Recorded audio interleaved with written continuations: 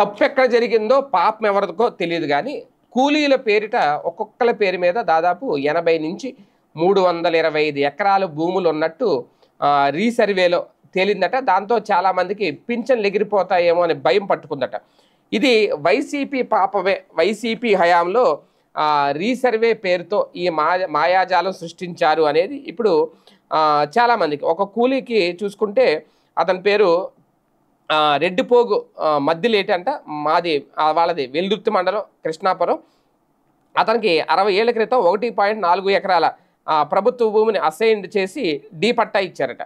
కూలీ పనులు చేస్తూ జీవనం సాగిస్తున్నారు. 3 కొడుకులు. పెద్ద కొడుకు చరణ్ డిగ్రీ చదువుతున్నాడు. మిగిలిన 2 పిల్లలు తల్లికి వందనం 26,000 రావాల్సి ఉంది. కానీ అతని పేరు మీద 325 ఎకరాలు ఉంది అని చెప్పి తల్లికి వందనం డబ్బు జమ కాలేదట.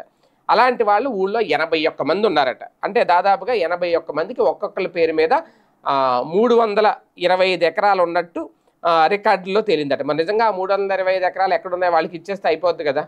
ఇంకా వాళ్ళకి ఈ తల్లికి వందనాలు ఇవన్నీ కూడా అవసరం ఉండదు 325 ఎకరాలు ఉంటాయి.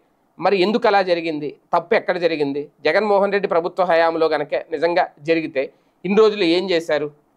ఇప్పుడు ఒక రకంగా తల్లికి వందనం ఇప్పుడు కానీ వాళ్ళైనా చూసుకోవాలి కదా, వాళ్ళకి ఇచ్చిన పట్టాలో ఎన్ని ఎకరాలు ఉంది ఏంటని ఆ రికార్డ్స్లో ఎలా నమోదు చేశారు, ఎక్కడ మిస్టేక్ జరిగింది, ఖచ్చితంగా 100% అధికారుల తప్పిదమే అవుతుంది. ఎలా రాశారు అనేది అయితే ఇక్కడ చాలా కీలకమైన అంశం.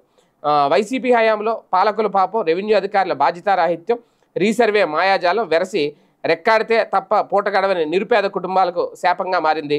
6 దశాబ్దాల క్రితం ప్రభుత్వం ఇచ్చిన 1-2 ఎకరాల భూమి అంటే డీ పట్టాలు సేద్యం చేస్తూ మిగతా సమయంలో కూలి పనులకు వెళ్తూ జీవనం సాగించే కూలీలు జగన్ ప్రభుత్వం చేపట్టిన రీసర్వేలో 100 ఎకరాలకి యజమానులు అయిపోయారు. దీంతో వారి పిల్లలకి ఎలాంటి పథకాలు అందట్లేదు. అందుకే ఇప్పుడు తల్లికి వందనం పథకానికి ఎందుకు అనర్హులయ్యారంటే కారణం అదని చెప్పి బయటపడిందట.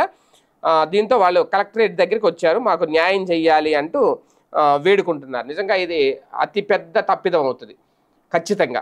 దాదాపుగా 81 మందికి ఒక్కొక్కరికి 325 ఎకరాలు ఉన్నట్టు రావడం ఏంటో నిజంగా అది మామూలు బాధ్యత రాహిత్యం కాదు, మామూలు తప్పిదం కాదు, మామూలు అలసత్వం కాదు. ఎవరి మీద ఇమీడియట్గా ముందు వీళ్ళకి సరిచేయాలి.